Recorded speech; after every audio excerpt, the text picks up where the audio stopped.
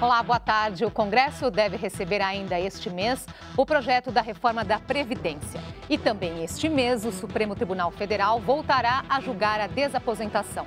A possibilidade do aposentado pedir a revisão do benefício por ter voltado a trabalhar e a contribuir para o INSS.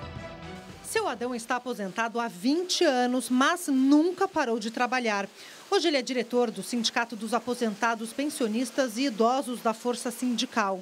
Porque a aposentadoria que a gente recebe nesse país não é suficiente para que a gente possa manter o padrão de vida que a gente tinha antes de aposentar. A aposentadoria veio cedo, aos 45 anos de idade. Adão era metalúrgico, profissão que possui tempo especial de contribuição previdenciária devido à exposição a agentes nocivos à saúde durante o trabalho. Como continuou na ativa, seu Adão decidiu pedir a desaposentação, que é quando o trabalhador abre mão do benefício para pedir uma nova aposentadoria e, assim, aumentar o valor da renda mensal. Adão entrou na Justiça no final do ano passado para pedir um novo benefício. Há 3 meses, ele conseguiu na Justiça uma medida cautelar que aumentou o valor da aposentadoria. São R$ 1.400 a mais na conta.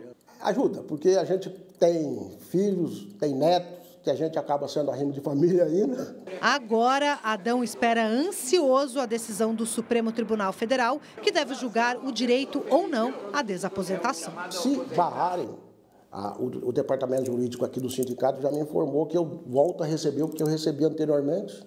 Só não vão descontar isso que me pagaram, pelo menos é um alívio.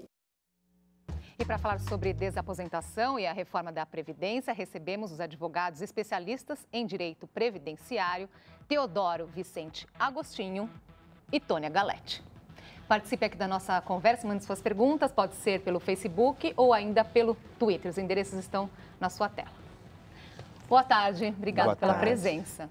Bom, as pessoas estão sendo aí bombardeadas de notícias, né, nos últimos tempos, nessa questão da reforma, da desaposentação.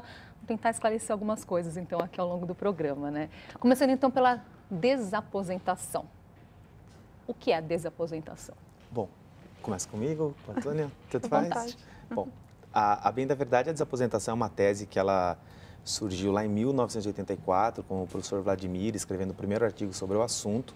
Mas, em síntese, né, para as pessoas que estão nos assistindo, ela consiste em tentar procurar uma melhor aposentadoria justamente para aquelas pessoas que se aposentam com uma idade considerada nova para a Previdência e continua trabalhando.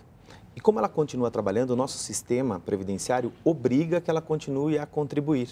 E aí, o que vem a ser a desaposentação, então?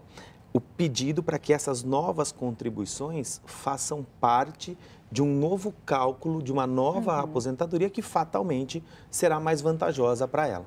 E só para a gente ter uma ideia, claro que cada caso é um, né, doutora Tônia, mas assim, o quanto, nesse cálculo aí, o quanto que isso beneficia, né, o aposentado, o quanto que aumenta? Pois é, tem uma média isso? Isso é bastante complicado de afirmar, porque cada caso é um caso.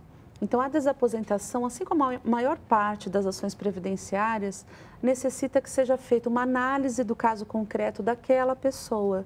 E na desaposentação, então, é preciso observar, por exemplo, o valor que a pessoa continuou contribuindo depois que se aposentou.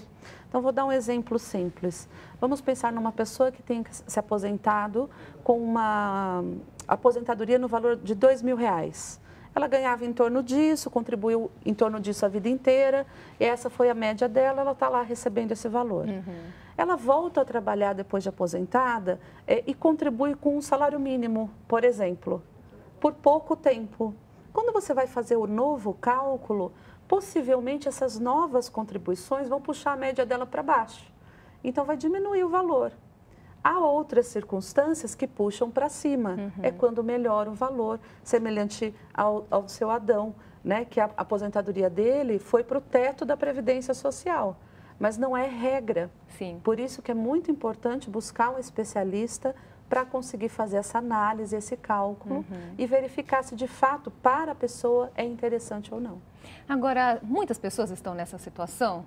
Muitas. Nós temos muitas pessoas hoje nessa situação que se encaixam nessa tese, né? É bom reforçar que a desaposentação ela é uma tese jurídica, ou seja, não tem na lei, ela não é regulamentada, e aí é que ela surgiu. Por que existem muitas pessoas nessa situação? Porque a aposentadoria, né, Tônia, ela é vista pelo brasileiro como um complemento salarial. Então, a pessoa faz o seguinte cálculo, mesmo ela tendo todas eventuais pedágios financeiros, ou seja, o fator previdenciário, né, que desconta um pedacinho ali do salário de benefício dela, da renda mensal inicial, ela fala, não, mas tudo bem, eu vou me aposentar porque eu somo a minha aposentadoria com o meu salário e passa a ser a minha renda mensal. E aí é justamente todas essas pessoas que se encaixam nesta questão da desaposentação. Então, sim, nós temos muitos brasileiros e brasileiras hoje que se encaixam nessa situação, que se aposentaram e continuaram a trabalhar. E se continuaram a trabalhar, o sistema obriga, é bom frisar isso, o sistema obriga que se continue contribuindo, então essas pessoas estariam dentro desta questão da tese da desaposentação. Hoje, né, na Previdência, com registro em carteira, pessoas que são aposentadas, está em torno de 5 milhões de pessoas. Então, diretamente, 5 milhões de pessoas podem se beneficiar dessa tese, dependendo do julgamento. Na Justiça, tem em torno de 185 mil ações. Então, não é um número infinitamente menor do que o número de pessoas que teriam direito. Agora, que pé que está, né? Nós sabemos que agora esse julgamento vai voltar agora para o Supremo. Tem data marcada até na agenda do Supremo, que é o próximo dia 26. 26 de outubro. De outubro. Entrou em pauta. O que vocês esperam desse julgamento? Bom, aí a gente acha que tem que dividir em duas situações, né? Do ponto de vista jurídico, que é o que a gente quer, que é o que a gente aguarda, o que se espera de um Supremo, de um STF, a tese ela é plenamente viável. Justamente porque nós temos um artigo lá na Constituição que diz o seguinte, que a gente fala, né, no meio, que é a regra da contrapartida, que nenhum benefício ou serviço da Seguridade poderá ser criado, majorado ou estendido sem a devida fonte de custeio. Pois bem, no caso da desaposentação, nós temos exatamente isso. Nós temos uma fonte nova de custeio, porque nós falamos aqui em diversas oportunidades que existe essa contribuição e não é só do segurado, tá? A pessoa que continua trabalhando, ela contribui e a empresa também é obrigada a continuar contribuindo a cota patronal. Então, não há que se falar que não tem o custeio, tá? Só que a gente não tem um benefício em troca, ok? Então, a gente tem literalmente aqui uma afronta à Constituição. Então, do ponto de vista jurídico, a tese é fortíssima, é plenamente viável e o que nós queremos, pedimos e, se for o caso, até imploramos ao Supremo, é que se pegue a isso, que se pegue a questão jurídica. Agora, nós vivemos um momento delicado. Ao ponto de vista político aí, por outro lado, né? Exatamente, aonde vem se colocando que a Previdência Social é a vilã da história na questão fiscal do Brasil, o que também não é correto se afirmar. Não é verdade, exatamente. Então, nós temos duas situações. Jurídica, que é o que a gente espera e é a função do Supremo, a tese é plenamente viável.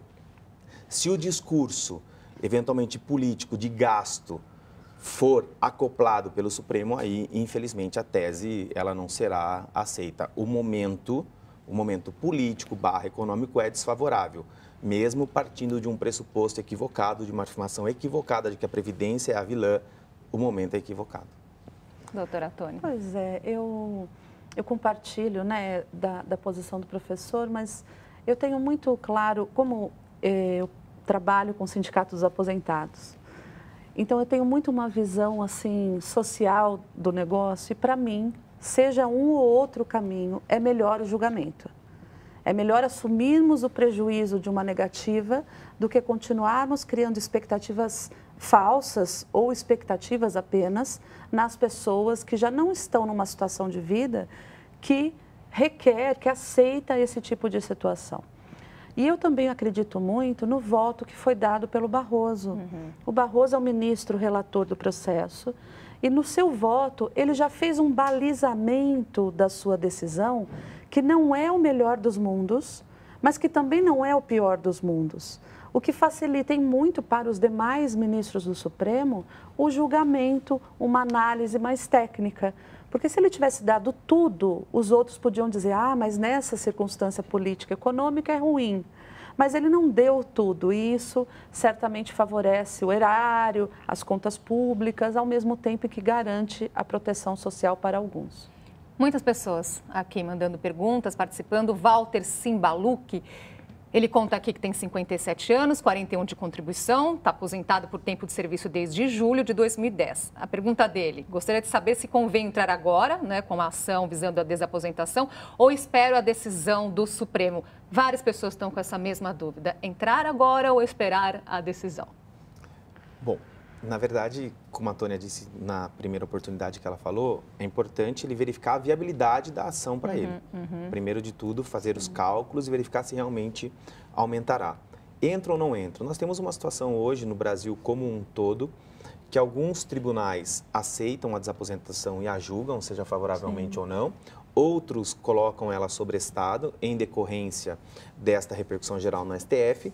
E hoje, com a entrada em vigor do novo CPC, a gente tem também um instituto, vamos chamar dessa forma, que é a tutela de evidência, aonde nós percebemos, é um termo um pouco juridiquês, mas o que importa para quem está nos ouvindo é o seguinte, que existem algumas decisões favoráveis nesse sentido, ou seja, o judiciário vem concedendo em sede de tutela de evidência a desaposentação.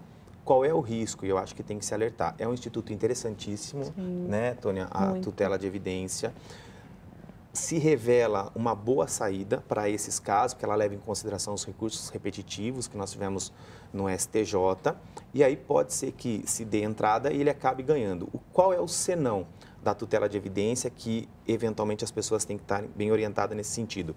Se, eventualmente, lá na frente, a desaposentação for julgada desfavoravelmente, ou mesmo que ela saia de pauta e, eventualmente, essa tutela seja cessada, existe um risco, não que não haja defesa, mas existe um risco de que a pessoa tenha que devolver esses valores que ela recebeu com a tutela, tá? Porque a tutela seria como se fosse uma forma, entre aspas, aqui, precária para garantir aquele direito. Então, precisa se analisar, conversar com quem eventualmente ele for procurar, para que ele saiba de qual é o lado bom e qual é o lado ruim de se tomar a decisão de distribuir agora a ação de desaposentação. Não sei se a Tônia... Antes de eu te passar, doutora Tônia, deixa eu só colocar aqui mais uma questão do Luiz Carlos. Ele também pergunta isso, né? Entrar ou não antes do julgamento, e pergunta caso a pessoa tenha direito a esse benefício, vale a pena aí? Quanto tempo leva aí para fazer esse cálculo da desaposentação, se dá tempo ainda, né? Antes do julgamento. Então, eu tenho dito, as pessoas têm me procurado muito com essa dúvida, entra ou não antes do julgamento? Eu indico que sim, porque é sempre melhor você já estar com o seu processo sob júdice lá na justiça para análise, né, para prosseguimento, do que depois você fazer algo, porque nós não sabemos qual vai ser o julgamento. Se for, por exemplo, num determinado sentido e esse balizamento acabar retirando uma série de pessoas do direito a essa ação. Então, eu acredito muito que seja importante entrar antes do julgamento. E o tempo que demora, aí já depende, varia um pouco de profissional para profissional, de lugar para lugar, né, da capacidade de absorver uma demanda maior ou menor, que esse profissional que você procura eventualmente, né, professor, tenha condições de dar atendimento. Mas é um cálculo que hoje está relativamente simples, né, todo mundo já está nos sistemas de cálculo dos escritórios. Eu não acredito que seja nada muito demorado e que vá prejudicar a pessoa. Então, já respondeu também a pergunta do Heraldo agora, que foi essa questão também, né? Agora, e os processos que já estão na justiça, já está em caminhamento aí, o que pode acontecer? Muitos estão sobrestados. Quando o assunto entrou em repercussão geral no STF, muitos tribunais sobrestaram o processo até que o STF decida. Aí nós temos algumas situações particulares de alguns que já foram julgados favoravelmente à desaposentação. Tem essa questão atualmente da tutela de evidência, mas a gente pode afirmar, acredito, né, Tônia, que a grande maioria dos processos hoje, eles estão suspensos, aguardando um posicionamento final aí do STF. E como eles estão aguardando, o que pode acontecer? Se o Supremo julgar a favor, esses processos voltam a andar, a ter um trâmite normal e terão, obviamente, ganho de causa lá no final, porque o Supremo já decidiu. Se o Supremo decidir pela inviabilidade da tese, julgar improcedente, esses processos que estão suspensos também voltarão ao trâmite normal, só que perderão a causa, porque os tribunais acabarão tendo que se... exatamente, todos os tribunais, então, inferiores, as instâncias inferiores, devem seguir, então, a orientação do Supremo. A orientação do Supremo. Exato. Agora, quem já tem essa ação e ganhou na justiça é uma incógnita, né? Que eu acredito que... eu tenho muitos casos, né? Acho que o professor também, de pessoas que ganharam a ação, que já transitou em julgado, estão recebendo novo benefício. O que pode acontecer? O INSS entrar com uma ação rescisória para tentar cancelar essa decisão, tendo em vista essa nova decisão do Supremo. E ter o dinheiro de volta, então, existe esse risco, como o professor estava colocando. Sim. Essa possibilidade é terrível, não é? É terrível, principalmente em decorrência dos últimos entendimentos que nós tivemos. Porque até então nós tínhamos um entendimento quase que majoritário, unânime, de que aquilo que se recebia em caráter de benefício previdenciário tinha natureza alimentar, não necessariamente teria que haver a devolução. O STJ veio e mudou esse entendimento. Tá? O STJ veio e falou, olha, não é bem assim. Eventualmente, aquilo que você recebeu em matéria de benefício previdenciário, pode sim o INSS cobrar novamente. É uma questão extremamente polêmica, super discutível, defensável para o segurado, desde que com bons profissionais, isso é importante frisar, porque o mercado, a área previdenciária cresceu demais, então, como todas as áreas, terão excelentes profissionais e alguns nem tanto. Mas existe o risco e o que a gente espera dos profissionais que estão aí nos assistindo, da população, é que estes profissionais procurados alertem sobre esse fato. Sim. Tá? Então, acho que essas situações têm que ficarem muito bem pontuadas. Tem mais dúvidas aqui chegando, nós vamos responder então daqui a pouquinho, depois do intervalo, não saia daí.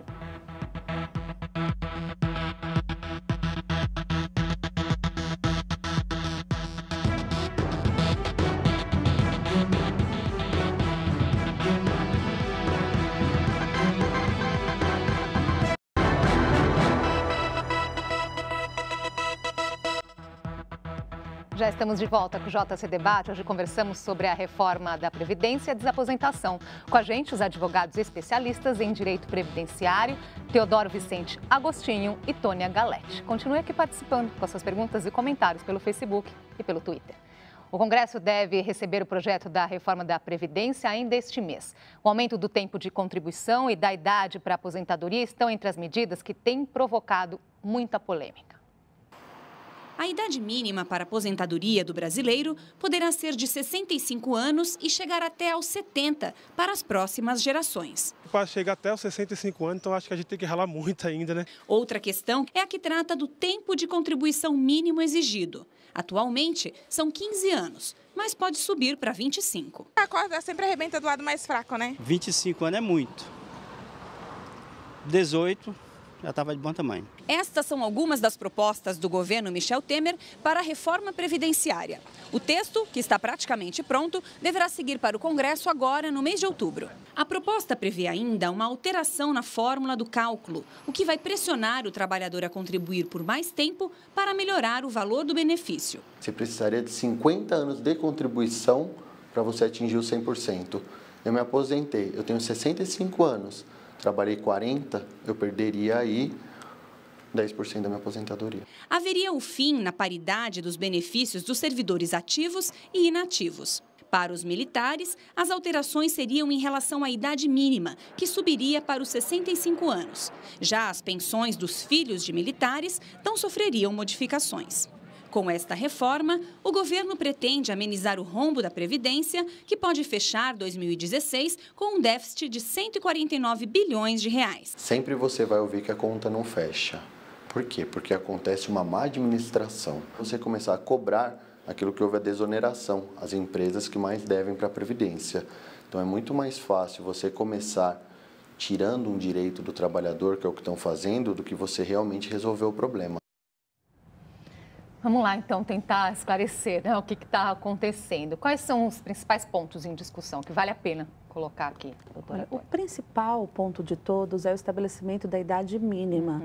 Então, eles estão querendo hoje modificar a aposentadoria por tempo de contribuição. Como que é a regra de hoje? Ela exige 35 anos de contribuição para os homens e 30 para as mulheres. Eles querem elevar para 35 anos de contribuição homens e mulheres e igualar, então, homens e mulheres. Isso, e estabelecer uma idade mínima de 65 anos também para homens e mulheres.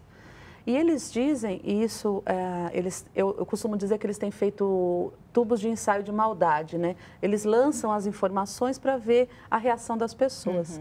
Eles estão dizendo que para as novas gerações, isto é, para aquelas pessoas que ainda não começaram a contribuir para a Previdência, a idade mínima será de 70 anos. Então, acho que isso é o mais gritante de tudo. E essas novas gerações aí que ainda vão entrar, que estão bastante preocupadas, né? Professor, colocando aí, nossa, será que vai ter? Eu vou ter o benefício lá para frente? Exatamente. O que traz, né, que a gente sempre defendeu, mas na verdade hoje a gente teme, é a insegurança, o descrédito com relação ao sistema previdenciário. Se você for conversar hoje com 20, 30, 40, 50 jovens, aí quando eu digo até os 30 anos, poucos se preocupam até com a questão previdenciária, com a questão do futuro. Então, a gente defende, no primeiro momento, até uma questão de educação previdenciária aí para a população, porque, de fato, com essas notícias, como a Tônia disse aqui, os ensaios, né, os tubos de ensaio aqui de maldade que são postas aí para a imprensa, para a sociedade, como se fosse um sistema especulatório. Ah, será que isso aqui vai ser bem aceito? Será que isso aqui vai dar muita polêmica? Porque é um jogo. Eles estão lançando algumas notícias a título de especulação para saber qual é a receptividade da sociedade, para ver se tem viabilidade de aceitar ou não. Nos parece que o ponto pacífico, mesmo sem retorno, é essa questão da implementação da idade mínima, que também é um tanto quanto aí questionável. Quer dizer, de alguma forma é fazer com que a pessoa contribua por mais tempo também. Sim. A ideia é essa, né? E o que mais nos preocupa, né, estávamos aqui conversando no intervalo, é que algumas regiões do país, a expectativa de vida é de 65 anos. Então, são pessoas que nunca vão se aposentar. Ou vão se aposentar por 1 mês, 2, né, se seguir a expectativa. Exatamente. Então, o que eles estão planejando é muito cruel, foge completamente do intuito de proteção social pensado pelo Constituinte de 88. Então, é uma reviravolta no sistema, não, cada um com seus problemas e pronto, né? E isso tem que ser combatido. Tem uma questão aqui chegando do Marcos Santos, ele conta pra gente que ele tem 59 anos e agora esse mês completa 35 anos de contribuição. E ele completa 60 anos de idade em março do ano que vem. Aí sim ele vai dar entrada na aposentadoria dentro do critério da soma, né? Dos 95 anos, que é a soma aí do tempo de contribuição mais a idade. Aí ele pergunta, supondo que a idade mínima passe a vigorar antes de março, antes dele completar 60 anos, como é que fica a situação dele? Coloquei essa pergunta, é boa porque várias outras pessoas devem estar nessa situação, né? Sim, que também é o que acontece frequentemente quando a gente tem alguma alteração aí na área previdenciária. Só antes de responder, eu acho rapidinho, é importante frisar que a maioria dos estudiosos, dos especialistas na área, não são contrários à eventual readequação do sistema. O que a gente não quer é uma readequação sem que a sociedade, de fato, os especialistas, os estudiosos, sejam ouvidos e venha uma reforma goela abaixo, como acontece rotineiramente na questão previdenciária. Então, que se faça audiências públicas, que ouçam os especialistas para a gente tentar chegar num consenso de readequação sem prejudicar aqueles que já estão no sistema, como é o caso do nosso amigo que a gente vai responder, como daqueles que estão aí na caminhada da expectativa de um dia, quem sabe, né, se aposentar. Respondendo à pergunta dele, se a mudança viesse hoje, já tivesse implementada, esta pessoa ela tem o que nós chamamos no direito e o que o judiciário vem entendendo como expectativa de direito. Se não fosse posto nenhuma regra de transição, efetivamente essa pessoa não conseguiria se aposentar dentro da regra da pontuação. Ele, eu diria, até um risco, falar, mas dificilmente esta reforma, caso seja posta, será aprovada antes de julho de 2017. Então, se ele atingiu aí a fórmula, provavelmente agora, né, que ele disse março, em janeiro. Né? Em março, que ele completa 60 anos. Ele conseguiria se aposentar, até porque no final de 2018 também essa fórmula muda, né? Ela aumenta para 96, 86. Isso. Tem mais uma questão aqui, cadê ela, que tinha a ver com essa questão também. O Ezequias pergunta sobre a aposentadoria especial, se haverá alguma mudança. Então, as maldades são enormes, né? O saco da maldade está comendo solto lá em Brasília.